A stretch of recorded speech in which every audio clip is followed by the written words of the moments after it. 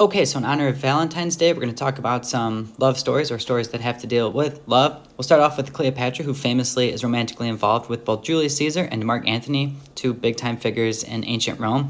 First of all, with Caesar, Cleopatra will arrange a secret meeting with Julius Caesar, and legend has it she's wrapped up in basically a big fancy rug, though she was probably just veiled and then unveiled to Julius Caesar. They end up having a child together. Cleopatra will actually start a fashion trend while in ancient Rome. Years later, she's going to be romantically involved with Mark Antony, interestingly enough, Caesar's rival.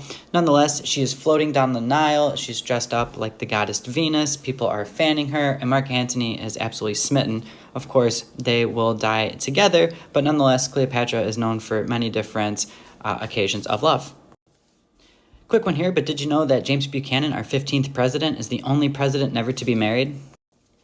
When Alexander the Great's best friend, Hephaestion, passes away, Alexander the Great spends upwards of today's $200 million to have a week-long funeral for his best friend. So some people claim they're romantically involved. I'm going to throw it on the list.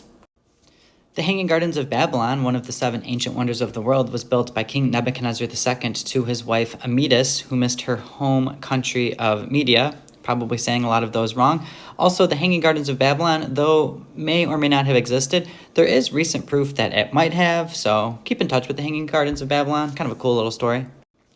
Speaking of wonders of the world, the Taj Mahal is one of the current 7 wonders of the world and was built by Mughal Emperor Shah Jahan for his favorite wife, Mumtaz Mahal. I'm probably butchering those names, so bear with me. Anyways, she will pass away during childbirth, so he builds the Taj Mahal to commemorate her. One of history's most iconic couples is Abigail Adams and John Adams. John Adams was in Europe often during his time leading up to the American Revolution, though him and Abigail Adams have thousands of letters back and forth showing their love and affection for each other. Confederate General Robert E. Lee had 4 daughters, none of whom married. In fact, one of his daughters, Mildred, said about Robert E. Lee, "To me, he seems like a hero and all other men seem small in comparison." The family is all buried together outside of Lexington, Virginia. And lastly, 7th President Andrew Jackson was known to have participated in many duels over the slandering of his wife, Rachel Jackson. Many of these happened during his campaign to be the president. People were very quick to talk about how she technically had never been divorced and then married Andrew Jackson, something very scandalous in the early 1800s.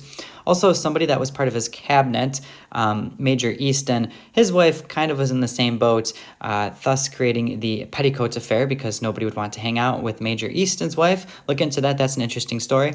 Anyways, hopefully everybody has a good Valentine's Day. Hopefully you learned something. And as always, especially today, love you all.